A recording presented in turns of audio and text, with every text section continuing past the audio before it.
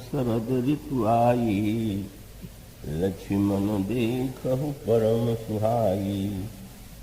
फूले कास सकल मही छाई, जल बरसा कृत प्रगट बुढ़ाई। उदित अगस्त्य पंथ जल सोखा, जिमि लोभहि सोखई संतोषा। सरिता सर निर्मल जन सोहा, संत हृदय गत जस गत मद मोहा। रस रस सूख सरित सर पानी, ममता त्याग करहि जिमि जानी।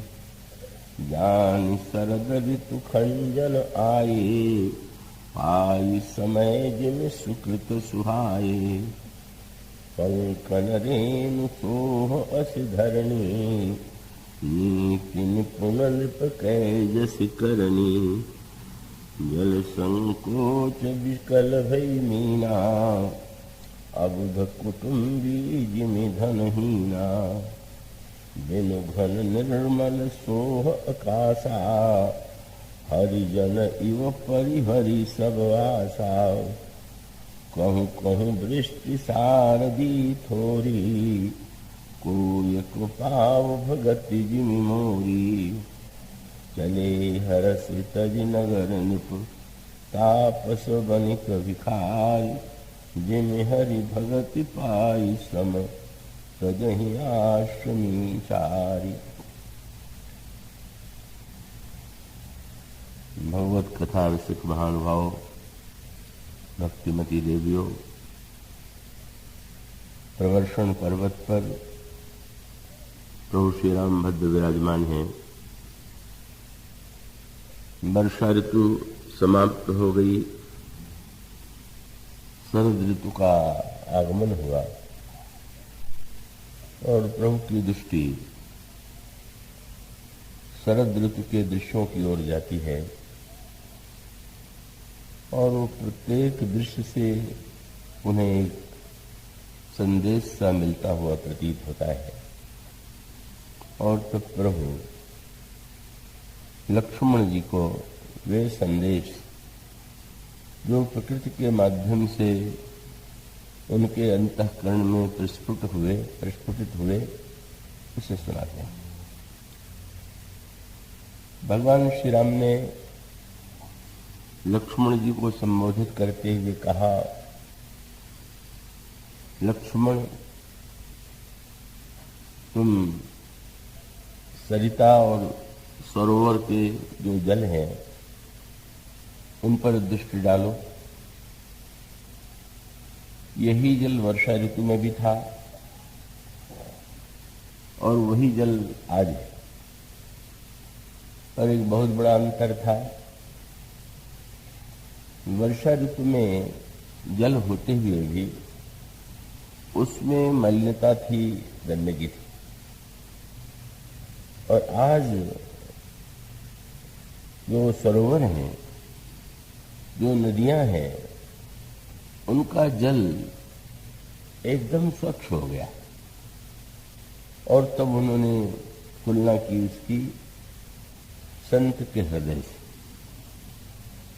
उन्होंने कहा जैसे संत का हृदय मद मोह से शून्य होकर के निर्मल होता है, तो उसी प्रकार से यह नदियों का और सरोवरों का जल यह संकेत देता है कि हमारे अंतःकरण में जब तक मद और मोह की वृत्तियां हैं तब तक वो हमारे जीवन में मलिनता स्वाभाविक है। और जब इन वृत्तियों से हम अपने को मुक्त कर लेते हैं तो हमारा अंतःकरण निर्मल हो जाता है। ये यूं कह सकते हैं कि शरद वर्णन का जो, अगर ये कहा जाए कि शरद वर्णन का जो मुख्य शब्द है, केंद्र है, वह क्या है, तो इसका एक ही उत्तर है और वो इसी से समझ में आता है कि भगवान राम ने शरद ऋतु को एक और नाम दिया।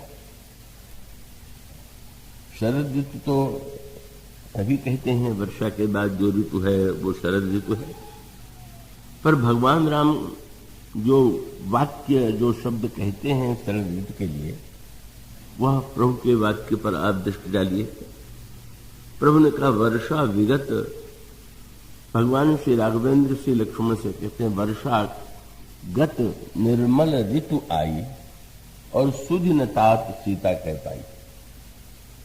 प्रभु ने शरद ऋतु को एक नया नाम दिया, निर्मल ऋतु। और बार बार वो ये जो भगवान उपदेश देते हैं उसमें ये निर्मल शब्द की बार बार आवृत्ति। तो भगवान श्री राम प्रारंभ में ही कहते हैं, जो भी पंक्ति आपके सामने पढ़ी गई, सरिता सर निर्मल जल सोहा, संत हृदय रस मद मोहा, रत मद मोहा। भगवान राम फिर से बाद में बीच में कहते हैं कि देख करके ऐसा लगता है विनु घन निर्मल सोह आकाशा, हरिजन इव परिहरि समासा। और अंत में भगवान राम इस ऋतु को नाम देते हैं निर्मल ऋतु। क्या प्रभु का संकेत है, क्या संदेश है। और इस संदर्भ में प्रभु के इस एक वाक्य की पंक्तियों पर आपका ध्यान गया होगा। भगवान श्री राम ने, जब भगवान श्री राम के समक्ष यह प्रश्न आया और उस प्रसंग में जब रावण का परित्याग कर प्रभु की शरण में विभीषण आते हैं, विभीषण के आने की सूचना बंदरों के द्वारा प्रभु को मिली, सुग्रीव को मिली, और सुग्रीव ने वह सूचना प्रभु को दी। और उस सूचना के शब्दों से ही यह लगने लगा कि सुग्रीव का मत क्या है। उन्होंने कहा, महाराज आवा मिलन दशानन भाई, दशानन का भाई मिलने आया हुआ है। बड़ी चतुराई से उन्होंने विभीषण के विरुद्ध पहले ही जो जिस संबंध का के माध्यम से परिचय दिया वो तो यही स्पष्ट करता था। कवे वैसे साधारणतः परंपरा तो ये रही है कि व्यक्ति का परिचय पिता के नाम से दिया जाता रहा, प्राचीन काल में ही परंपरा। तो वे कह सकते थे कि प्रभु विश्रवा मुनि के पुत्र आपकी शरण में आए हुए, उचित शब्द तो यही होता। पर उन्होंने कहा आवा मिलन दशानन भाई। और रावण के भी अनेक नाम हैं, उसमें भी जो नाम उन्होंने चुना दशानन, मान उनका तात्पर्य था कि प्रभु अगर ये कहें कि जब वह कह रहा है कि मैं शरण में आया हुआ हूं तो आपका विलंब क्यों लगा रहे हैं। प्रभु ने आगे कहा भी, तो उनका संकेत ये था। और आप व्यवहार में भी देखते हैं, कोई व्यक्ति अपनी बात कह के बदल जाए तो लोग उससे कहते हैं कि तुम्हारे एक मुंह है कि दो मुंह। दो मुंह है तो मानो एक मुंह से कुछ कहते हो, दूसरे मुंह से कुछ कह रहे हो। पर व्यंग ये है कि जब दो मुंह वाले पर भरोसा नहीं रहता तो 10 मुंह वाले पर क्या भरोसा करना चाहिए क्या। जब ये 10 मुंह वाले का भाई है तो एक मुंह से ये कह रहा है, दूसरे मुंह से कुछ और कहेगा, तीसरे से और कहा। और इसलिए संकेत यही था कि सावधानी की आवश्यकता है। और तब प्रभु ने यह एक वाक्य कहा। प्रभु ने कहा कि मित्रों, जैसा ऐसे लगा कि प्रभु ने अनसुना कर दिया हो। और प्रभु ने कहा कि कहा प्रभु सखा बूझिए कहा। मित्र, इसमें सूचना देने की बात क्या है। और तब वहां पर गोस्वामी जी ने फिर एक साहित्यिक शब्दावली का प्रयोग किया। प्रभु ने जब ये कहा कि इसमें सूचना देने की क्या बात है, तो तुरंत उन्होंने जो वाक्य शब्द लिखा हुए है, कहि कपीस, सुग्रीव ने कपीस, कि सुग्रीव ने नहीं कहा बल्कि कपीस ने कहा, और श्री राम को उन्होंने प्रभु नहीं और किसी विशेषण का प्रयोग न करके कहा, सुनहु नर नाह, आप बंदरों के राजा हैं और मैं मनुष्यों का राजा हूं। ये दो राजाओं के बीच में बात हो रही है और आप युद्ध करने के लिए आए हुए हैं। युद्ध का प्रसंग तो राजनीति का प्रसंग है, सजग रहने का प्रसंग है। और ऐसी स्थिति में अगर कोई व्यक्ति आया हुआ है और आप ये कह दें कि इसमें तो कुछ पूछने की कोई बात नहीं है, तो आपके प्रीति सिद्धांत के अनुकूल हो सकता है, पर ये तो नीति सिद्धांत के अनुकूल नहीं। राजनीति की दृष्टि से तो प्रत्येक व्यक्ति को संदेह की दृष्टि से देखा जाता है और उस पर पूरी तरह से समझ करके यह व्यक्ति कैसा है तब उस पर विश्वास किया जाता है। और विश्वास करते हुए भी ध्यान रखना पड़ता है कि अत्यधिक विश्वास रखें। और आप कह रहे हैं कि आया है तो पूछने की क्या बात है। प्रभु ने देखा आपका क्या मत है, तो उन्होंने कहा, प्रभु आप विचार करके देखिए, जान न जाई निशाचर माया, मत भूलिए कि ये राक्षस बड़े मायावी होते हैं। दूसरा वाक्य, और महाराज ये जो जान न जाई निशाचर माया, काम रूप के ही कारण आया। इस समय बड़ा भक्तों का वेश बना लिया, माला वाला पहन लिया, तिलक वगैरह लगा लिया और आ गया, तो आपने ये मान लिया कि ये भक्त है। वेश तो कोई भी बदल सकता है। तो प्रभु ने मुस्कुरा के पूछा कि तुम्हें क्या लगता है। तो महाराज मैं तो स्पष्ट कहता हूं कि भेद लेन पठवा 10 सीसा, भेद हमार लेन सचावा। महादुष्ट है और हम लोगों का भेद लेने के लिए आया हुआ है। सुग्रीव की बात बड़ी तर्क संगत थी। सुग्रीव का तर्क यह था कि क्या रावण को राजनीति का इतना भी ज्ञान नहीं है कि उसका भाई विद्रोही होकर के शत्रु पक्ष में जा रहा है और उसको चले आने दे। कौन ऐसी राजनीतिज्ञ ऐसी भूल कर सकता है? अगर उसको लगे कि ये मेरा भाई विद्रोही हो रहा है, शत्रु के पक्ष में मिलने जा रहा है, तो उसको या तो मृत्युदंड देगा या कारागार में डाल देगा। मुझे तो स्पष्ट लगता है कि रावण को लगा होगा कि राम की सेना का भेद कैसे ज्ञात हो, तो अपने ही भाई को सिखा पढ़ा करके भेज दिया कि तुम ऐसा अपने को दिखाने की चेष्टा करो कि जैसे तुम विद्रोह करके आए हो। और मैंने सुना है कि वो राजकुमार लोगों पर विश्वास बड़ी जल्दी करता है, तो विश्वास के रूप में जब तुम्हें वो रख ले तो सेना के सारे भेद जो है चुपचाप यहाँ पहुंचाते हैं। और तब प्रभु ने पूछा क्या व्यवहार किया जाए, तो उन्होंने यही कहा कि महाराज तो इसलिए भेद लेन हम भेद हमारा लेन सठ आवा, राखिए बांध मोहिए स्वभाव। इसको बंदी करना, मैं नहीं कहूंगा कि मृत्युदंड दे देना चाहिए, लेकिन इसको बंदी बना करके तो रख ही लेना चाहिए। बड़ा लंबा संवाद है, बहुत सुंदर है। प्रभु ने तुरंत वो जो वचन रचना की कुशलता है, आप ध्यान रखिएगा। ये जो निर्मलता है, ये शरद ऋतु का नाम जो निर्मल ऋतु कहा गया, तो गोस्वामी जी ने व्याख्या की निर्मलता क्या है, निर्मलता का स्वरूप क्या है। आजकल तो बड़ी जोर शोर से चर्चा रहती है। सूरत में प्लेग फैल गया तो गंदगी मिटाओ अभियान शुरू हो गया, क्योंकि लोगों को ज्ञात तो है ही कि गंदगी से अनेक रोग फैलते हैं। तो वो लोगों ने ध्यान नहीं दिया।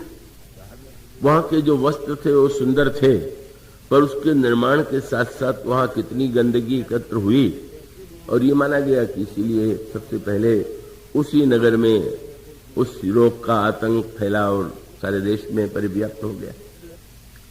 तो जैसे गंदगी से शरीर के रोग फैलते हैं और उस गंदगी को उस जो कूड़ा करकट है उसको स्वच्छ करने का अभिप्राय है कि व्यक्ति स्वस्थ रहे। किंतु स्वच्छता अभियान केवल शरीर तक ही यदि रह जाए, केवल बाहर की जो गंदगी है उसी को स्वच्छ करने की चेष्टा की जाए और मनुष्य के मन की गंदगी को मिटाने की चेष्टा न की जाए, तो अगर गंदगी से रोग फैलता है शरीर में, तो भीतर मन में अगर गंदगी होगी तो मन में रोग होगा। और हम सब लोगों के जीवन की सबसे बड़ी विडंबना ये, स्वच्छता के प्रति जो हमारी दृष्टि है वो बड़ी सीमित। कुछ लोग तो ऐसे हैं कि उनको मलिनता लगती ही नहीं, उनके लिए गंदगी इतनी स्वाभाविक है कि उस गंदेपन में उनको कुछ अटपटा नहीं लगता। और कुछ व्यक्ति ऐसे होते हैं कि जो स्वच्छता के प्रेमी होते हैं और अपने घर के कूड़ा करकट को साफ करते हैं, पर कूड़ा करकट निकाल करके पड़ोसी के दरवाजे के पास में डाल देते हैं। हमारा घर स्वच्छ रहे, तुम जाओ भाड़ में। हमारे घर की सारी मलिनता जो है वो तुम्हारे घर में रहे। और फिर कभी कभी बड़ी वस्त्र स्वच्छ हो, इस पर भी लोगों की दृष्टि जाती है। वस्त्र के द्वारा सम्मान प्राप्त होता है, पर उसके साथ भी बड़ी विचित्र विचित्र प्रकार की मनोवृत्तियां आती हैं। एक व्यक्ति ने कहा, मैं जा रहा हूं, धुला हुआ कुर्ता बहुत सुंदर सा लाओ। और तब कुर्ता लाया गया तो लाने वाले ने ये कहा, करे वो आप जो भीतर पहने हुए हैं बनियान, उसको तो बदल लीजिए, वो भी तो गंदा है। तो उनका छोड़ो भी, इसे कौन देखता है। माने गंदगी होने में उतनी बुराई नहीं है जितनी दिखाई देने में बुराई। कुर्ता स्वच्छ होना चाहिए, भीतर का जो शरीर को छू रहा है वस्त्र, उसके मलिन होने में कोई चिंता की बात नहीं। तो स्वच्छता के प्रति जो हम लोगों की दृष्टि है वो तो बड़ी विचित्र है। कई लोग जो है कमरे को स्वच्छ करेंगे तो जितना कूड़ा है उसको, अगर कालीन बिछा हुआ तो उसी के नीचे डाल देंगे, दरी के नीचे डाल देंगे। और सबका अभिप्राय है कि हम स्वच्छता का सही अर्थ नहीं जानते और स्वच्छता का जो वास्तविक व्यापक अर्थ है वो हमारे जीवन में नहीं। तो निर्मलता का तात्पर्य है, मल जो है वही तो गंदगी। जब पूरी तरह से स्वच्छता हो जाए, केवल शहर में नहीं, घर में ही नहीं, केवल बाहर नहीं, भीतर भी। और वो मल तो इतना लंबा चौड़ा, गंदगी इतनी बड़ी कि गोस्वामी जी ने इस मल की व्याख्या की। भगवान राम जब इस शब्द का प्रयोग करते हैं बार बार, निर्मल निर्मल निर्मल, तो उसके पीछे गोस्वामी जी से पूछा गया, ये निर्मल का अर्थ क्या है? किस गंदगी को, किस मल को नष्ट करना है? और तब गोस्वामी जी ने कहा, कितने मलों को मैं गिनाऊं, और विनय पत्रिका में उन्होंने गिनाना प्रारंभ किया। प्रारंभ उसी शब्द से जिसकी चर्चा पिछले 2-3 दिनों में आपके सामने की गई, मोह। ये सत्य, ये शब्द जो है इतना महत्व का है। और मोह का अर्थ अज्ञान नहीं, अज्ञान का अर्थ है न जानना, और ज्ञान का अर्थ है जानना। पर मोह का अर्थ है जानते हुए भी ठीक उससे उल्टा व्यवहार करना, उल्टा आचरण करना। और सही बात तो यह है कि मनुष्य के बाहर और भीतर जितने मल हैं उसके मूल में यही मोह है। इसलिए विनय पत्रिका का पद का शब्द पहला है, मोह जनित मल लाग विविध विधि कोटिहु जतन न जाई। मोह जनित जो मल है वो इतना अधिक एकत्र हो गया है कि इतना प्रयत्न करने पर भी वो नष्ट नहीं होता। क्यों महाराज? तो उन्होंने बड़ी अनोखी बात कही कि अगर जो मल को देखें तो गोस्वामी जी ने दूसरा सूत्र लिखा। क्या? जैसे कभी कभी ऐसा होता है कि हमारे आपके बोलने में कोई एक अक्षर शब्द बार बार निकलता रहता है अनावश्यक। अब वो व्यक्ति ये जानता है कि ये शब्द सही नहीं। कई लोगों का अभ्यास होता है, बैठे हैं तो नाखून को ही मुख में डाल करके कुतर रहे। ऐसी बहुत सी चेष्टाएं हम सबके जीवन में होती हैं। और अगर उस व्यक्ति से कहा जाए कि आप ये क्यों कर रहे हैं, तो कहे क्या बताने, ऐसी आदत पड़ गई है कि वो मैं छोड़ नहीं पाता। तो गोस्वामी जी ने कहा कि जब एक जन्म की आदत छूटना कठिन है तो ये मल जो है इसी जन्म का नहीं है, जन्म जन्म अभ्यास निरत चित और अधिक अधिक लपटाई। जन्म जन्मांतर से मल लेकर के आया। और फिर उन्होंने कहा कि यहां स्थिति क्या है, पर निंदा सुन। गोस्वामी जी अब मल की व्याख्या कर रहे हैं। कान को स्वच्छ रखना चाहिए तो ठीक है, कान को स्वच्छ रखने के लिए आप रुई से या किसी वस्तु से साफ करते होंगे या करा लेते होंगे, लेकिन गोस्वामी जी ने कहा कान मलिन हो गए, कान गंदे हो गए। कैसे? पर निंदा सुन श्रवण मलिन भय। हम लोग कानों का उपयोग क्या करते, और इससे बढ़कर के व्यंग्य क्या होगा? निंदा क्या है? कूड़ा करकट है। गोस्वामी जी ने एक बड़ी अनोखी बात कही।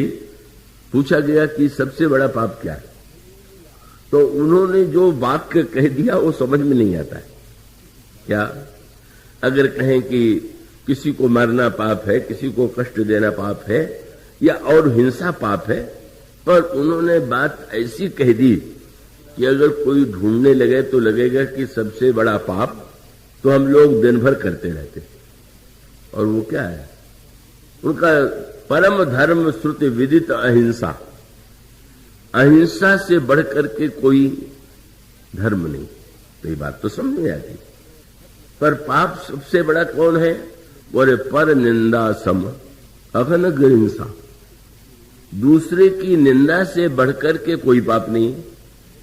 व्यक्ति को समझ में नहीं आता।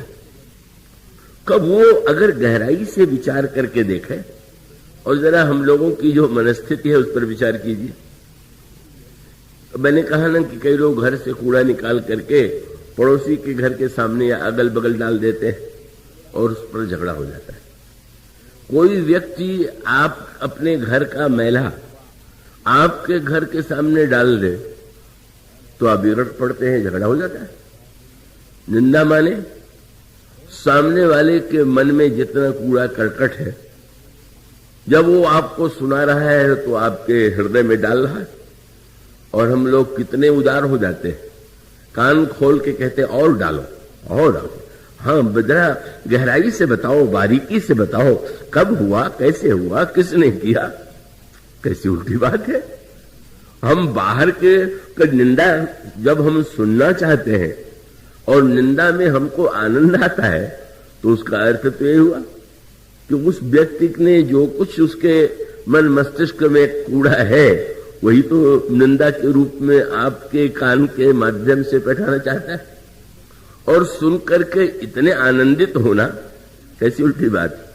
गोस्वामी जी ने व्यंग्य किया कि किसी बुरे व्यक्ति से ब्रह्मा प्रसन्न हो गए, उसने बड़ी साधना किया। तो ब्रह्मा ने पूछा तुम बताओ क्या चाहते हो। तो उसने कहा कि महाराज मुझे 1000 कान चाहिए।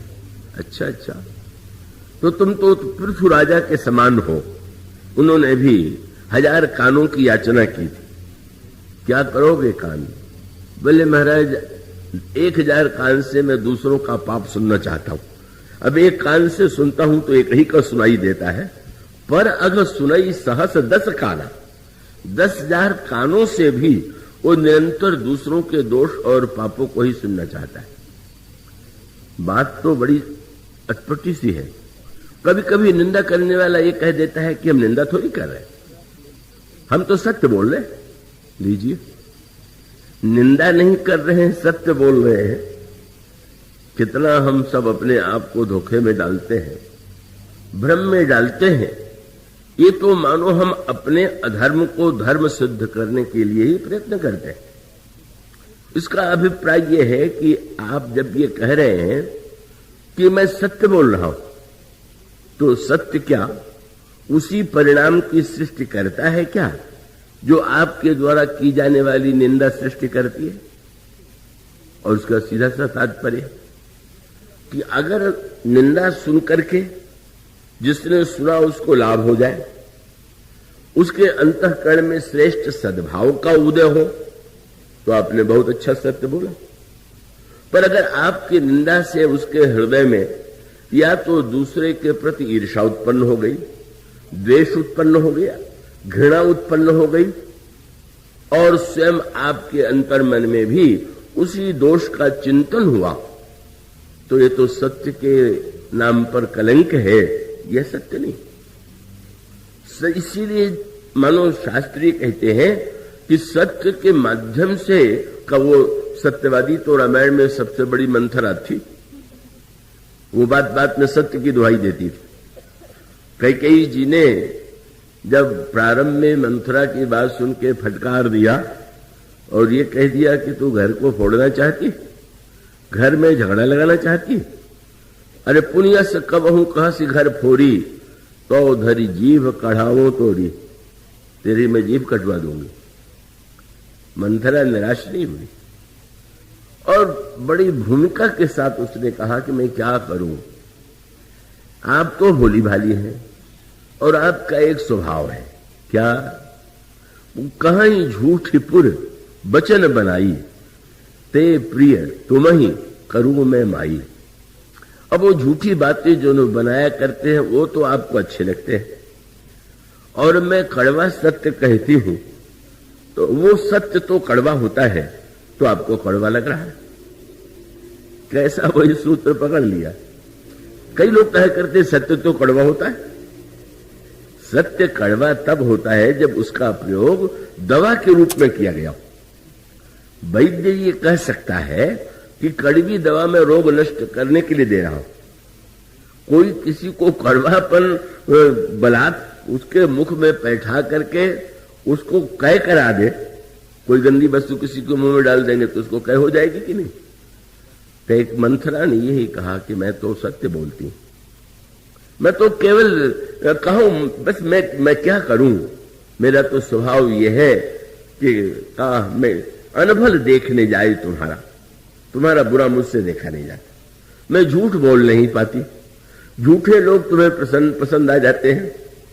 और फिर मंथरा के सत्य ने जो कुछ किया वो कितना भयानक था। मंथरा की बात को सत्य मान लेने की भूल कैकेयी जी ने कर दिया, और उसका परिणाम ये हुआ कि वो मंथरा का सत्य जो था वो तो राम राज्य के नष्ट करने का कारण बन गया। तो राम राज्य को नष्ट कर देता है वो सत्य, और वह सत्य जिसकी दुहाई कैकेयी जी ने दिया। कैकेयी महाराज दशरथ से यही कहती हैं कि आप तो बड़े सत्यवादी हैं, और आप यदि सत्यवादी हैं तो सत्य की रक्षा करने के लिए यदि आप राम को बन देंगे और भरत को राज्य देंगे तो इसमें सत्य की रक्षा होगी।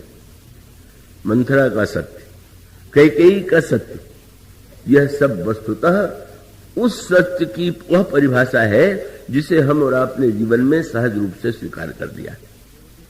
सत्य जो है वो कभी कड़वा न हो ऐसी कोई बात नहीं, लेकिन उसका मूल सूत्र यही है कि जो व्यक्ति कह रहा है उसके मन में रंच मात्र सामने वाले के प्रति द्वेष न हो, विरोध न हो, हित बुद्धि हो, और वो हित बुद्धि भी ऐसी हो कि जो सामने वाले को परिवर्तित कर सके। और ये संकेत मानो यह प्रकट करता है कि जब गोस्वामी जी ने कहा कि सबसे पहले भाई नेत्र तो ऐसा बना हुआ है कि उसमें पलके हैं, का न देखना चाहिए तो नेत्र मूंद लीजिए, पर कान का छेद तो खुले हुआ, और उसमें तो श्रीमद् भागवत में तो बड़ी मीठी कल्पना की गई। क्या जब पाप बैठना चाहता है तो दूसरे की जिह्वा को बना लेता है वाहन, और उस पर बैठ करके कान के माध्यम से हमारे आपके हृदय में बैठ जाता है। परिणाम क्या हुआ? जिस व्यक्ति की निंदा की गई वह वैसा है कि नहीं है इसका पता नहीं, पर उस सुन करके उसका जो चिंतन हुआ तो उस दोष का चिंतन हमारे मन में तो आ ही गया। और इसीलिए कथा क्यों सुनी जाती है? बड़ा सुंदर श्रीमद् भागवत में भगवान वेदव्यास ने कहा कि भगवान को चिंता हो गई कि ये कई जीव ऐसे हैं कि लगता है कि मुझे भीतर बैठने ही नहीं देना चाहते, नहीं बैठने देना चाहते तो क्या करें? तो जैसे कोई चोर चोरी करने के लिए आवे और दरवाजा खिड़की आदि सब बंद है तो सेंध लगाता है और सेंध के द्वारा बैठ करके वो जो कुछ चुराना चाहता है चुरा लेता है। भगवान वेदव्यास ने कहा कि भगवान ने ये देख जो कान दिया वो मानो सेंध है और सेंध के द्वारा ये भगवान की कथा क्या है? भगवान जब किसी के हृदय को स्वच्छ करना चाहते हैं और वो स्वच्छ होना ही नहीं चाहता तो कथा के माध्यम से वो भीतर बैठते। प्रविष्ट कर्णरंध्रेण स्वानाम भाव सरोरुहम धुनोत्य समलम कृष्ण सलिलस्य यथा शरद। वहां पर भी शरद ऋतु का ही नाम दिया भगवान वेदव्यास ने कि भगवान जब हृदय में बैठते हैं तो अन्य व्यक्ति तो जो चोर है वो तो चोरी करके आपकी संपत्ति ले जाएगा, पर भगवान तो जब बैठते हैं कथा के माध्यम से तो इसलिए बैठते हैं कि इसके हृदय में हमको रहना है। और जा करके जब देखते हैं कि यहां तो पूरी गंदगी फैली है, मैंने पत्रिका में गोस्वामी जी ने कहा हरि निर्मल मल ग्रसित हृदय असमंजस मोही जनावत जही सर काक कंक बक सूकर तह मराले क्यों आवे। और तब प्रभु क्या करते हैं? वो इतने उदार हैं कि वो स्वयं झाड़ू लगा करके स्वच्छ करते हैं। कथा का उद्देश्य है कि भाई कम से कम आप इस समय बैठे हुए हैं तो कोई निंदक आपके कान में निंदा तो नहीं बैठावेगा ना, भगवान का चरित्र बैठेगा और उसको बैठने दीजिए। अब आंख बंद करके सो जाए तब तो आपने कान खुले रहने का भी कोई सदुपयोग नहीं किया। पर इसमें कोई संदेह नहीं कि कथा का उद्देश्य है मनुष्य के हृदय को निर्मल बनाना, मनुष्य के अंतःकरण की मलिनता को स्वच्छ करना। अगर इस बात को जान लें तो ये मानो पहला सूत्र दिया विनय पत्रिका में गोस्वामी जी ने, हम लोग तो निरंतर कान को दूसरों की निंदा के श्रवण से ही मलिन करते जा रहे हैं। और फिर जिह्वा को पर निंदा सुन श्रवण मलिन भय और विषय दोष पर गाये। विषय दोष पर गाये का अभिप्राय निर्मलता के संदर्भ में रामायण की में इतनी विस्तृत व्याख्या है और बड़ा सुंदर संकेत है। क्या आप भोजन करते हैं और उसमें कोई आपको थोड़ी सी कील, कोई शीशे का टुकड़ा कभी मिल जाता है, कभी कंकड़ मिल जाता है और आपका ध्यान चला जाए तो बनाने वाले पर आपका क्रोध आ जाता है। कल शीशे का टुकड़ा मिलेगा तो व्यक्ति कहेगा कि तुमने ध्यान नहीं दिया, ये मेरे पेट में चला जाता तो क्या पेट की आंतों को न काट देता। और उसका अभिप्राय यह है कि भोजन ऐसा जाना चाहिए, जिह्वा कहती है कि जिसमें कोई गंदगी न हो। पर सोचिए गोस्वामी जी ने यह कहा कि सबसे पहले अपनी जिह्वा को तो निर्मल बनाइए। जिह्वा को निर्मल बनाने का अर्थ है आपके जिह्वा के माध्यम से कोई कंकड़ चला गया, अगर शीशे का टुकड़ा पड़ गया तो आप कहेंगे आंत में चुभ जा गया, पर आपके शब्दों के द्वारा दूसरे के हृदय में जो चुभन हो भी, क्या कभी आपका ध्यान उस पर जाता है? कितना बोल जाते हैं आप, कैसी भाषा बोल जाते हैं, कैसे शब्द कह जाते हैं, आपको कभी लगता है कि सामने वाले को हृदय में कितनी चोट पहुंचेगी हमारी वाणी के द्वारा। और इसलिए गोस्वामी जी ने कहा वाणी को निर्मल बनाना चाहिए और इसीलिए शब्द आता है अहिल्या के प्रसंग में। अहिल्या का जब भगवान के चरणों से स्पर्श हुआ, तो स्पर्श होने के बाद अहिल्या जड़ से चेतन हो गई, और चेतन हो जाने के बाद अहिल्या ने जो स्तुति किया, उसके लिए गोस्वामी जी ने इसी शब्द का प्रयोग किया। क्या? अत निर्मल बानी अस्तुति ठानी ज्ञान गम्य जय रघुराई। निर्मल बाणी से अहिल्या भगवान की स्तुति करने लगी। क्या अर्थ है इसका? अहिल्या की वाणी निर्मल है, ये प्रमाण पत्र क्यों दिया गया? महर्षि गौतम ने अहिल्या को पत्थर बनने का शाप दिया था।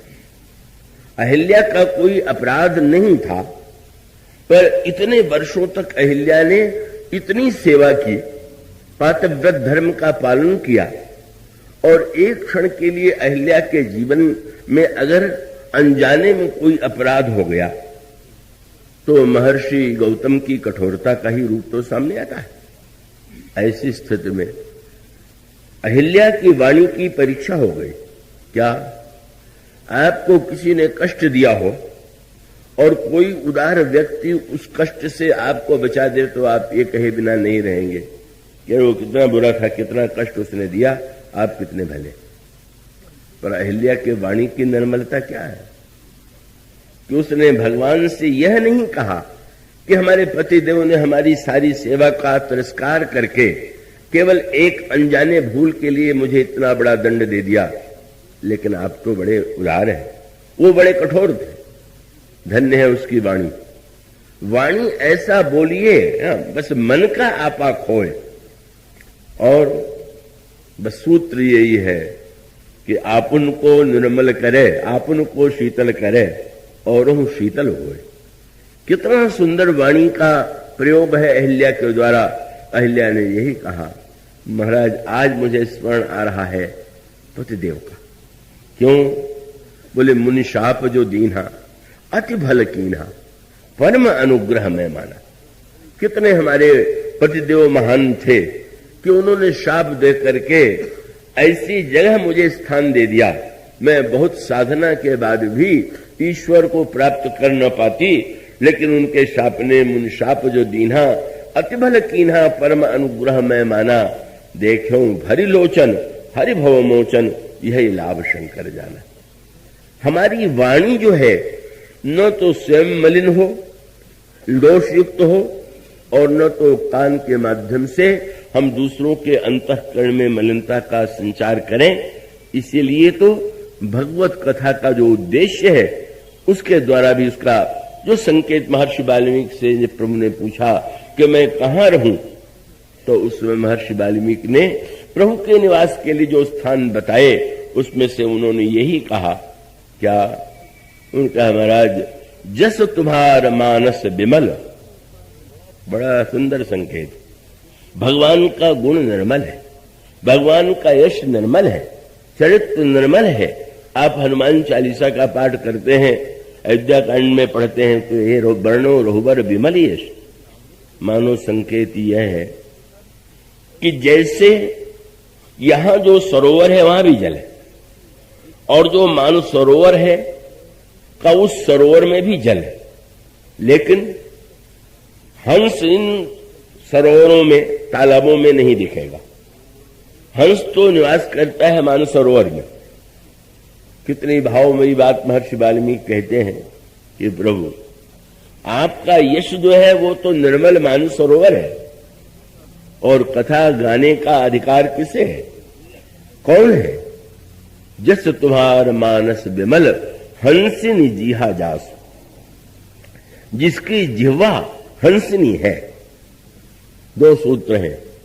हंस जब रहेगा तो मानस सरोवर में ही रहेगा। कुछ विडंबना है। बगुले और हंस दोनों देखने में इतने एक जैसे हैं कि पहचानना बड़ा कठिन है, लेकिन पहचानने की कठिनाई के बाद व्यंग आता है। भगवान राम जब पहुंचे दंडकारण्य में, तो सरोवर के किनारे बगुले को देख करके प्रभु ने व्यंग भरी भाषा में कहा, लक्ष्मण पश्य लक्ष्मण पंपायाम बको परम धार्मिका। जरा देखो कितने धार्मिक, इतने सवेरे सवेरे बिल्कुल शांत भाव से जल में एक पैर से खड़े हुए हैं। वाह, कितने एकाग्र, कितने धार्मिक। वो वाल्मीकि जी कहते हैं आपका गुण गाने वाला जो है, अगर वो संसार के दोष और पापों का गायन करता है तो उसकी जिह्वा हंसनी है ही नहीं। हंसनी तो तब है कि आप हंस के विषय में जनश्रुति जो सुनते हैं वो तो यही है ना कि हंस मोती छोड़ करके कुछ नहीं चुकता। हंस के विषय में दूसरी मान्यता है कि वो मानसरोवर छोड़ के कहीं नहीं रहता, और हंस के विषय में तीसरी मान्यता है कि दूध और पानी को अलग कर देता। ये तीनों बात, उस हंस को खोजने के लिए मत जाइए, उसको तो साहित्य में ही आप ढूंढिए, और उस तीनों से जो संदेश मिलता है उसे ले लीजिए। महर्षि वाल्मीकि कहते हैं प्रभु आपका जो निर्मल यश है वही मानसरोवर है, और जिसकी जिह्वा हंसनी, और वो जब खाएगी तो मोती ही। और मोती कौन सा है? बोले जस तुम्हारा मानस विमल हंसिन जीहा जासु मुकुताहल गुण गण चुलाई। जो निरंतर आपके गुणों का मोती ही चुगती रहती, मानो भक्त की वाणी से निरंतर भगवान के गुणों का गायन होता है।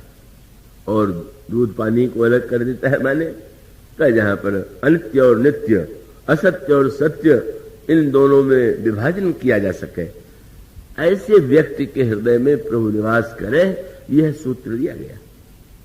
यह जो सूत्र है मानो यह बताने के लिए है कि वाणी का कोई साधारण महत्व तो नहीं। आप राम कथा से बहुत सी बातें सीख सकते हैं, लेकिन वाणी की जो रचना है, वाणी को निर्मल बनाने वाली भगवान की कथा का उद्देश्य है का कान और हृदय को निर्मल बनाना, और भगवान के गुणों के गायन का उद्देश्य है जिह्वा को शुद्ध बना करके नीर क्षीर का विवेक व्यक्ति के अंतर हृदय में जागृत हो, यह उसका तात्पर्य। और इसलिए आप देखेंगे पूरे रामचरितमानस में प्रभु वो तो निर्मल से निर्मल है, उनकी निर्मलता के लिए तो क्या कहना है। वो तो ईश्वर का अंश जो जीव है उसके लिए भी शब्द यही आया है कि ईश्वर अंश जीव अविनाशी चेतन अमल सहज सुखराशि। निर्मलता उनका स्वरूप। और इस संदर्भ में केवल भगवान राम के चरित्र से हम अगर वाणी बोलना सीख जाएं तो इससे बढ़कर के जीवन के लिए प्रेरक बहुत सी अनेक बातें हैं, पर ये तो बड़े महत्व की बात है। और उस वचन रचना का प्रयोग आप यहां पर भी भीषण प्रसंग में भी सर्वत्र प्रभु के वाक्यों पर आप ध्यान दीजिए। सुग्रीव ने भगवान राम से कहा, ये रावण का दशानन का भाई है, भेद लेने के लिए आया हुआ है, और मैं समझता हूं कि इसकी बात पर विश्वास नहीं करना चाहिए, बंदी बना लीजिए। भगवान के स्थान पर दूसरा होता, सत्यवादी अपने को मानने वाला, जो कटुभाषियों का सबसे प्रिय शब्द है, कब वो भगवान राम तुरंत याद दिला देते कि अगर बाली के भाई पर भरोसा किया जा सकता है तो रावण के भाई पर क्यों नहीं। स्वयं भी तो बाली के ही भाई थे।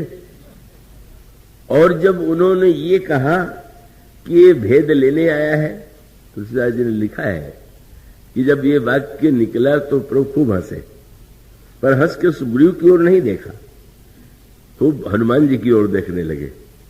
फिर ये बेहसी कहत, हंसे भी बाहर से नहीं, हृदय में हंसे, कोई सुग्रीव को ये न लगने लगे कि मेरी बात पर हंस रहे हैं, ये भी हंसे। लेकिन हनुमान जी की ओर देखा, हनुमान मानो बिना बोले ही प्रभु ने कहा, तुम्हें इनने जब पहली बार भेजा था तो मेरा भेद ही लेने तो भेजा था। यही तो कह रहे हैं कि रावण ने आप मेरा हम लोगों का भेद लेने के लिए भेजा है, तो तुम भी तो भेद ही लेने आए थे, इनके कहने पर ही आए थे। और अगर ऐसा होने पर भी सुग्रीव इतने मित्र हो सकते हैं और तुम जैसा महान सेवक हो सकता है, तो क्या रावण के भाई के नाते ही इसको इस तरह से उसके प्रति अन्याय करना चाहिए? और प्रभु तो वाणी जब बोलते हैं, ऐसा विश्व में तो प्रभु के समान शब्द रचना करने वाला भगवान गोस्वामी जी ने पूरे प्रसंग में आप पढ़ेंगे कि भगवान राम बोलने में कितने सावधान है। रावण से भी बोलते हैं तो कैसे बोलते हैं, और श्रेष्ठ लोगों से तो प्रश्न ही कहा। और यहां पर भी वही वाणी की भगवान ने यही कहा। प्रसन्न होकर के सुग्रीव ने कहा इसको बंदी बना लीजिए, और प्रभु ने कहा सखा नीति तुम नीक विचारी। नहीं नहीं, वाह, आप तो प्रधानमंत्री हैं, आप तो बड़े राजनीतिज्ञ हैं, आपने तो बहुत ही सुंदर नीति की बात कही। प्रशंसा कर रहे हैं, निंदा नहीं करते, आलोचना नहीं करते, बल्कि कहते बहुत अच्छी बात कही। और फिर धीरे से कहते हैं कि मित्र एक समस्या है, तुम नीति की दृष्टि से जो कह रहे हो बिल्कुल ठीक है, लेकिन तुमको ये भी ज्ञात होगा। और बहुत सुंदर वाक्य प्रभु ने कहा। कौशल्या जी ने जब श्री सीता जी को वन जाने के लिए प्रस्तुत देखा तो बड़े स्नेह से कहा कि पुत्र राम, ये मेरी पुत्री जो है ये तो कल्पलता है, ये तो अमृत की जड़ी है, और मैं तो इतने दिन से इस कल्पलता, इस अमृत की जड़ी को निरंतर बचाए रखने की चेष्टा करती हूं। कल्प बेली जिमी बहुविधि लाली, और सींच स्नेह सलिल प्रतिपाली। अब प्रेम प्रेम के द्वारा इस अमृत की जड़ी को हमने सींचा है। सो बन सो सिय जहन चलत बन साथा। वह सीता बन जाना चाहती है, तो पुत्र मैं ये पूछती हूं कि विश्व वाटिका की सोह सुत सुभग सजीवन मूरी।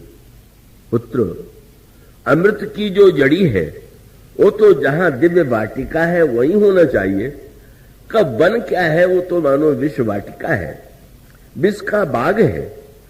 तो क्या हमारी ये अमृत की भाई जो पुत्र वधू है, क्या वहां उसकी शोभा रहेगी? सीता जी ने मां की ओर देखा और प्रभु की ओर देखा, और सीता जी का तात्पर्य यही था कि मां ने तो बिल्कुल अनजाने में भी वह कह दिया जो सत्य है। क्या? अगर जंगल विष की वाटिका है और जहां विष ही विष है, वहीं तो अमृत के जड़ी की आवश्यकता है। यहां तो इतनी अमृत की जड़ियां हैं कि मैं रहूं न रहूं कोई अंतर नहीं पड़ता। और आप यदि जा रहे हैं तो उस विष वाटिका को बदलने के लिए ही तो जा रहे हैं। और जा रहे हैं तो अगर मां कहती है कि मैं अमृत की जड़ी हूं, तब तो मुझे अवश्य साथ लेके चलिए। तो मानो प्रभु ने भी यही कहा कि ठीक, पर ये भी तो विचार का प्रश्न है कि अगर किसी व्यक्ति को बुरा समझ करके ही मैं उसका परित्याग कर दूं, तो बुराई को नष्ट करना, हम इससे स्वयं तो बच जाएंगे बुराई से, पर बुराई तो दूर करने की बात नहीं होगी। तो तुमने जो बात कही वो राजनीति की दृष्टि से बिल्कुल ठीक कही है, पर मेरा जो जीवन का व्रत है, ममपन शरणागत, मेरा प्रण है कि जो शरण में मेरे आ जाएगा उसके भय को मैं दूर करूंगा। शरण माने जो असमर्थ है का एक रोगी भी जब व्याकुल होकर के डॉक्टर के पास, वैद्य के पास जाए, तो उसका कार्य तो उसके विषय में न्याय करना नहीं। क्या मान लीजिए कहीं डाकुओं से पुलिस के सिपाहियों का संघर्ष हो और पुलिस की गोली से डाकू घायल हो गया, मर गया, पर कोई घायल हो गया, और उसको लेकर के अगर हॉस्पिटल में लाया जाए और डॉक्टर ये सोचे कि अब इसको तो सजा मिलने वाली है, अब कुछ तो मारे गए हैं, इसको भी जहर खिला के मैं मार दूं, तो क्या उस डॉक्टर को पुरस्कार मिलेगा क्या कि वाह वाह हल्का काम कर दिया आपने, कि वो आया था हॉस्पिटल में तो आपने जहर देके मार डाला? उसका काम वो नहीं का, वो तो काम बटा हुआ है। जो एक विभाग है वो अपराधी को के से युद्ध करके उससे प्रहार कर रहा है।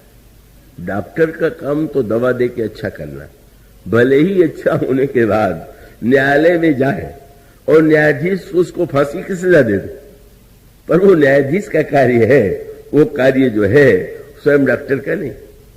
तो प्रभु ने कहा कि मित्र, मैंने ये व्रत लिया है कि अगर कोई मेरी शरण में आवेगा तो मैं भय अवश्य दूर करूंगा। और तब नीति कहती है, तुम ठीक कहते हो कि शत्रु के भाई पर भरोसा कैसा, और मेरा व्रत है। प्रभु ने एक बड़ी सांकेतिक भाषा का प्रयोग किया। तुम अगर ये कहते हो कि भेद लेने आया है, तो क्या हमें डरना चाहिए क्या? क्यों? बोले जिसको ये लगता हो कि मेरा भेद चला जाएगा तो मैं हार जाऊंगा। प्रभु ने तो कहा कि अगर मैं चाहता कि मेरा कोई भेद न ले तो मैं तो साकेत लोक में ब्रह्म बना बैठा रहता। मैं तो अपना भेद खोलने के लिए ही तो अवतार लेके आया हूं। वहां मेरा तो कोई भेद जानते ही नहीं, उस ब्रह्म का भेद कौन जानता है? तो प्रभु ने कहा कि मैं क्या बताऊं, मैं तो आया हूं कि भला कोई भेद तो मेरा ले ले, और भेद ले लेगा तो हमें भी आनंद, उसे भी आनंद। मुझे प्रसन्नता होगी कि वो जो मेरा उद्देश्य था पूरा हुआ, और वो भी भेद जान जाएगा तो तुम विश्वास रखो उसके जीवन में पूरा परिवर्तन हो जाएगा। इसलिए प्रभु ने यही कहा कि मैं यही कहूंगा कि अब मेरी प्रीति के सिद्धांत में और तुम्हारे नीति के सिद्धांत में थोड़ी दूरी लग रही है। कोई ऐसा मार्ग है कि बीच वाला मार्ग हो? अब सुग्रीव तो प्रभु की बात उनको अच्छी नहीं लग रही। उनको लग रहा है कि ये सब बातें जो है भावुकता की हैं, युद्ध में कहीं भावुकता चलती है।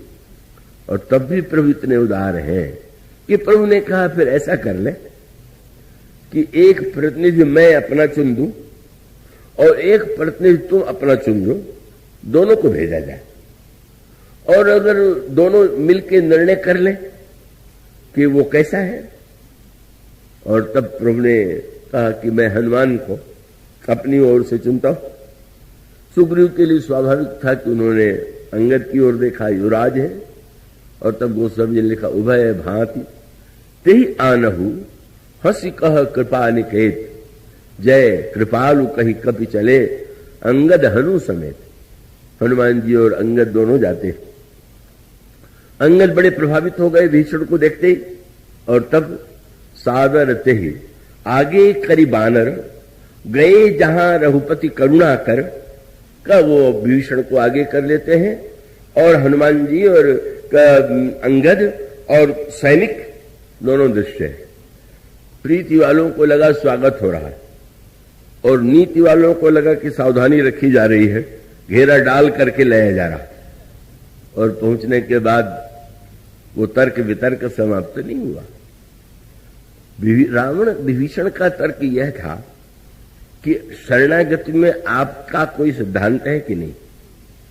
तो प्रभु ने कहा कि मित्र, मैं तो ये मानता हूं और इसीलिए मैं घोषित करता हूं कि कोटि विप्रबध लागई जाहू, आए शरण तजो नहीं था। सन्मुख होई जीव मोहि जबहि, जन्म कोटि यख ना सही तबहि।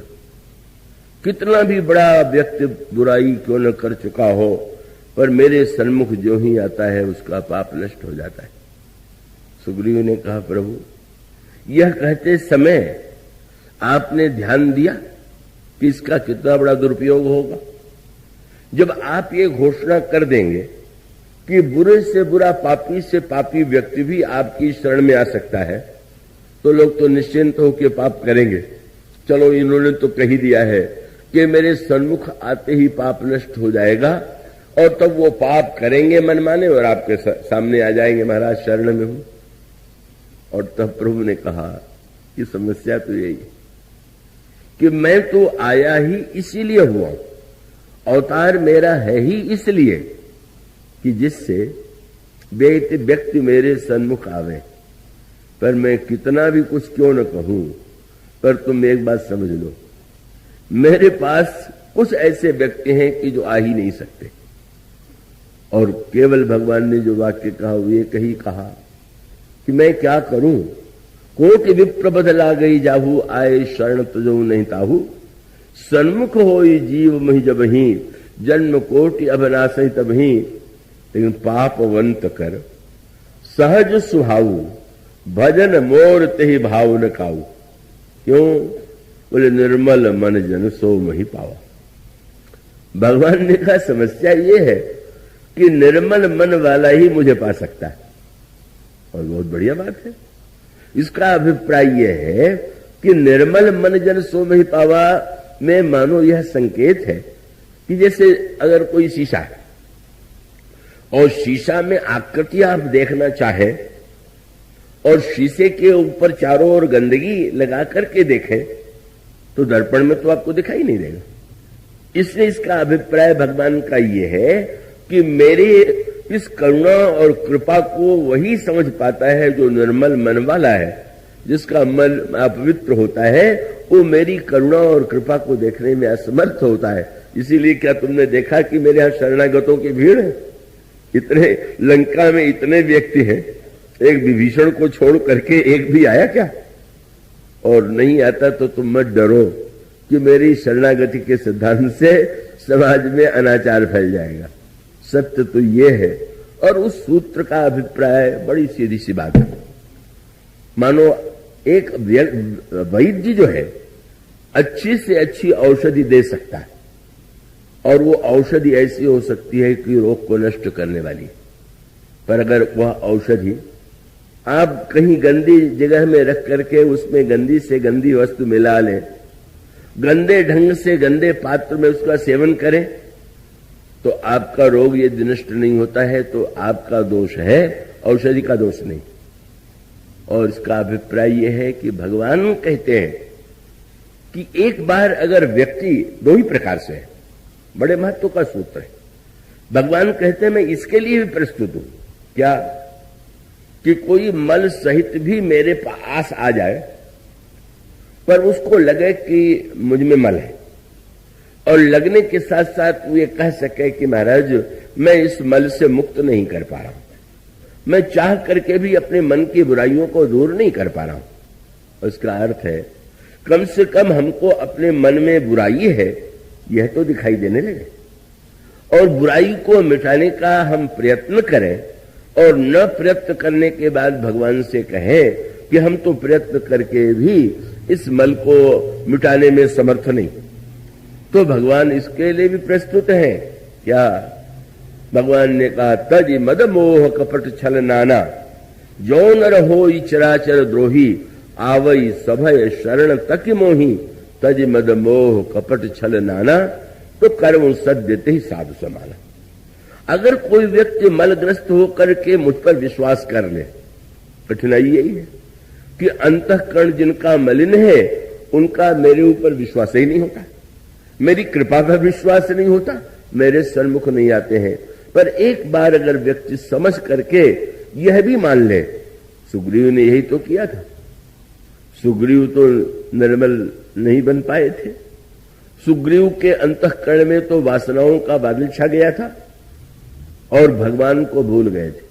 और भूलने के बाद भी भगवान श्री राम ने जो सांकेतिक वाक्य कहा वह सांकेतिक वाक्य यही तो था कि वर्षागत निर्मल ऋतु आई।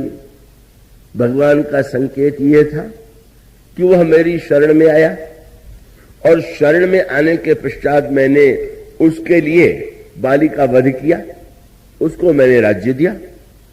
यहां पर बड़े महत्व का सूत्र है।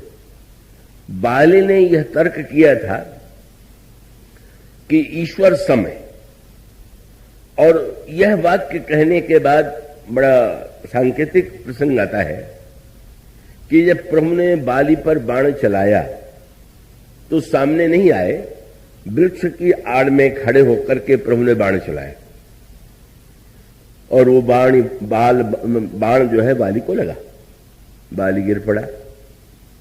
जब गिर पड़ा तो भगवान ने जानबूझ करके जो बाण चलाया वो कैसा था, मैंने कितने राक्षसों का प्रभु ने सिर काट दिया। ऐसा बाण चला सकते थे कि बाली का सिर कट जाए, पर प्रभु ने ऐसा नहीं किया। ऐसा बाण चलाया कि उसके हृदय पर चलाया। ये रामायण की आध्यात्मिक भाषा है। किसका सिर काटना चाहिए, किसकी भुजा काटनी चाहिए, किसके हृदय पर प्रहार करना चाहिए, ये दुर्गुणों के विनाश की प्रक्रिया। जो दुर्गुण हृदय में है उसके लिए हृदय पर प्रहार, जो दुर्गुण रावण जैसे व्यक्ति हैं वहां तो सिर में भी दुर्गुण, भुजा में भी दुर्गुण, हृदय में भी और नाभि में भी, तो वहां तो बड़ी लंबी लड़ाई। पर प्रभु ने तो ये कहा था कि मैं बाली को तो बस एक ही बाण से मारूंगा। और मारा भी कैसे? बोले मारा बाली राम तब हृदय माज सर तानी। मार दिया, गिर पड़ा। अब इसके बाद दूसरा दृश्य, भगवान जानबूझ करके उस वृक्ष के आड़ से निकल करके बाली के सामने खड़े हो गए। क्या आवश्यकता थी? थोड़ी देर बाद मर जाता। पर भगवान चाहते थे कि बाली जो भी कहना चाहे एक बार मुझसे कह ले। और सचमुच कैसी अनोखी बात। जब बाली की आंखें खुली और उसने देखा तो दृश्य क्या था? श्याम गात सिर जटा बनाए और अरुण नयन सर चाप चढ़ाए। भगवान राम की आंखों में लाली है, धनुष पर बाण चढ़ा हुआ है और सामने खड़े। गोस्वामी जी जो बात बताना चाहते हो बड़े महत्व की। ये जो आंखों में प्रभु की लाली है, ये किसका लक्षण है? क्रोध में भी आंखें लाल हो जाती हैं और श्रृंगार में भी आंखें लाल हो जाती हैं। और उसका अर्थ क्या है? कि जब भगवान के भक्त जब भगवान के आंखों में लाली देखते हैं तो उनको बड़े आनंद की अनुभूति होती है और उनको ऐसा लगता है कि भगवान की आंखों में इसमें राग दिखाई दे रहा है। पर बाली को तो राग नहीं दिखाई दे रहा। ईश्वर की आंखें बदलती नहीं है, वो तो जैसी है वैसी रहती है। पर देखने वालों की जो दृष्टि होती है उनको ऐसे लगा। बाली को यही लगा कि अब भी बाण चलाने के बाद भी आंखें लाल किए मेरे सामने खड़े। और वो जहां भक्त लोग भगवान की स्तुति करते हैं तो वहां तो इस शब्द को कहना भूलते ही नहीं है। अरुण नयन राजीव सुवेशम सीता नयन चकोर निशेषम। आपके नेत्र जो है वो तो लाल कमल के समान। धनुष पर बाण चढ़ाए हुए, एक बाण मार चुके और फिर भी क्या दूसरा मारने वाले हैं क्या? और तब बाली ने भगवान पर आरोप लगाना प्रारंभ किया। प्रभु जानना चाहते थे और ये कहा कि आप ब्रह्म हैं। प्रभु नहीं बोले। ब्रह्म का लक्षण है कि सम है, समोहम सर्वभूतेषु। और साथ साथ यद्यपि सम नहीं राग न रोसु। तो मेरा पहला आरोप है कि मैं बैरी सुग्रीव प्यारा। ये कौन सा समत्व है? मुझसे आपने विरोध कर दिया, सुग्रीव से मित्रता कर लिया, आप तो सम बिल्कुल नहीं। तो ब्रह्म का लक्षण तो आप में नहीं मिलता। बाली प्रभु तो मौन है, सुन रहे। अच्छा तुम जो आरोप लगाना चाहो लगा तो लो। उसने कहा आप ये कह सकते हैं कि ब्रह्म के रूप में मैं सम हूं, पर जब मैं सगुण रूप धारण करता हूं तब तो सम नहीं हूं।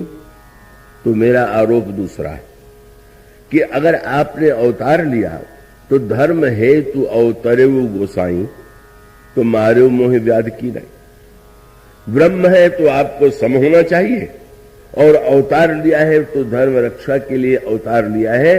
आपने मुझे व्याध की तरह मारा। क्यों? प्रभु ने जो उत्तर दिया उसकी गहराई को लोग ध्यान से समझते नहीं, और उन्होंने बहुत बड़ी बात कह दी।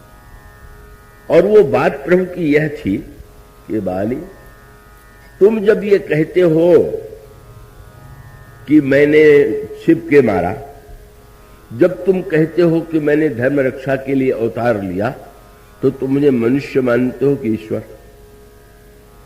बाली तो अपनी वाणी में स्वयं उलझ गया। बोले ईश्वर मान करके तुम आरोप लगा रहे हो कि मनुष्य मान करके? अगर तुम सचमुच इसे ईश्वर मुझे मानते हो तो ये आरोप तुम्हें नहीं लगाना चाहिए कि मैंने छिप के क्यों मारा। क्यों? बोले सारे विश्व को तो मैं छिप के मारा करता हूं, कभी सामने आकर के किसी को मैंने मारा है? ईश्वर का बाण चल रहा है। लव निमेश परमाणु जुग बरस कल्पसर चंड भजसी न मनत ही राम कह काल जास को दंड। काल के कोदंड पर समय का बाण चल रहा है और जीव मरते जा रहे हैं। भगवान दिखाई दे रहे हैं? नहीं। कहां है? वृक्ष की आड़ में। और वो वृक्ष कौन सा है? संसार कांतार अति घोर गंभीर बन गहन तरु कर्म संकुल में। सामने है ईश्वर, सामने नहीं। और इसलिए भगवान का तात्पर्य है मनुष्य मान करके तो तुम ये आरोप लगा सकते हो, पर ईश्वर मान करके ये आरोप नहीं लगा सकते। दूसरी बात वो जो सूत्र भगवान ने दिया कि बाली मैं छिप गया कि तुम नहीं देखना चाहते थे, यही तो सबसे बड़ा प्रश्न है। भगवान को हम नहीं देखना चाहते कि भगवान सचमुच नहीं दिखाई दे रहे, छिप गए।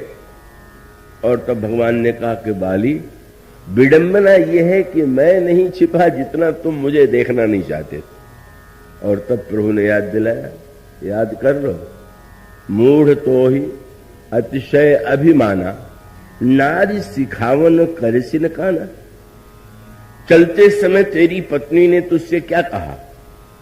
भगवान क्यों कहना चाहते थे, अगर मैं वहां खड़ा न होता तो मुझे कैसे पता चलता कि तेरी और तेरी पत्नी में क्या बातचीत चल रही? और तेरी पत्नी के मुंह से जो निकल रहा था वो कौन बोल रहा था? मैं तो इतना व्यग्र था कि तुम मुझे पहचान लो कि मैं वहां उस भवन में चला गया जहां तुम पत्नी के साथ, और तुम्हारी पत्नी के हृदय में प्रकट होकर के मैं तुम्हें बतलाना चाहता था कि मैं कौन हूं, और तुम्हारी पत्नी ने तुम्हें सावधान किया। उसने कहा और तुमने उसकी बात अनसुनी की। अब ये बताओ वो बोल कौन रहा था, कौन बतला रहा था? वही गाथा। कोई सत्संगी कथा में गए, महात्मा जी ने प्रवचन किया कि सारे संसार में ईश्वर विद्यमान। नए सत्संगी थे, उत्साह में भर गए, लौट करके आ रहे थे, उधर से एक मतवाला हाथी आ रहा था, पागल हो गया था, और पीछे पीछे से जो पीलवान था वो लोगों से कह रहा था हट जाइए हट जाइए, हाथी पागल हो गया। और सत्संगी ने कहा अभी तो महात्मा जी ने कहा है ईश्वर सर्वत्र में क्यों हट जाऊं? नहीं हटे, हाथी पागल था ही, उठा के फेंक दिया। मरे तो नहीं पर हड्डी पसली तो ऐसी चूर हुई कि कई महीने तक पड़े रहे। और जब चलने फिरने योग्य हो गए तो एक दिन जा रहे थे, वही महात्मा जी मिल गए जिनके प्रवचन में वो गए थे। पूछा, बेटा बहुत दिन हुआ सत्संग में नहीं आते हो? महाराज आपके एक ही सद्दिन के सत्संग का फल इतने महीने से भोग रहा हूं, अब फिर आऊंगा क्या? आपने कह दिया ईश्वर सर्वत्र है। ईश्वर, हाथी ने क्या ईश्वर नहीं था, उसने मुझे फेंक दिया। महात्मा ने कहा कि उस समय और भी कोई था। हाँ महाराज, पीलवान था। पीलवान क्या कह रहा था? बोल हट जाओ, हाथी पागल हो गया। तो पीलवान में मैं था कि नहीं था, ईश्वर था कि नहीं था? अगर ईश्वर तुझे सावधान कर रहा था तो तुझे तो हट ही जाना चाहिए था। भगवान का तात्पर्य, बाली तुम व्यर्थ कह रहे हो कि मैंने आपको नहीं देखा। तुम्हारी पत्नी के मुंह से मैंने तुम्हें सावधान किया, फिर भी तुम नहीं माने। और जब तुम और बाली लड़े तो भी मैं नहीं कुछ बोला, तब भी तुम ये सोच के लौट सकते थे कि अब तो सुग्रीव डर गया, पर तुम प्रतीक्षा करने लगे कि जिसका बल लेके आया है जरा उसको भी तो देखूं। और उसके बाद भी जब मैंने सुग्रीव को भेजा तो गले में माला पहना दिया कि जिससे तुम पहचान जाओ। और जब तुम देखना ही नहीं चाहते थे तो मैं प्रयत्न करके भी तुम्हें कैसे दिखलाता। जीव की यही विडंबना है कि वो बाली के सन्मुख भगवान हुए, बाली भगवान की शरण में नहीं आ पाया, बाली भगवान का शरणागत नहीं हो पाया। क्यों? वह दृष्टि जो सुग्रीव को हनुमान जी की कृपा से मिली थी, वह बाली के पास वह दृष्टि नहीं थी। और इसलिए प्रभु कहते हैं कि जो निर्मल मन वाला व्यक्ति है वही मुझे पा सकता है। जिनका मल अंतःकरण मलिन है वो मुझ पर विश्वास करके या तो मल से मुक्त नहीं हो सकते या शरणागत होकर के मल के निवारण की प्रार्थना नहीं करेंगे। पर प्रभु ये कह देते हैं कि निर्मल मन वाला ही मुझे प्रिय है। और इसीलिए प्रभु आज भी बार बार एक ही शब्द दोहराते हैं, आकाश निर्मल है, नदी निर्मल है, जल निर्मल है। और सबकी तुलना व्यक्ति के अंतःकरण से हमारा हृदय कैसे पवित्र हो, निर्मल हो, हमारा मन कैसे निर्मल हो, हमारी वाणी कैसे निर्मल हो, हमारा कान कैसे निर्मल हो, इसके बाद की चर्चा कल। बोलिए।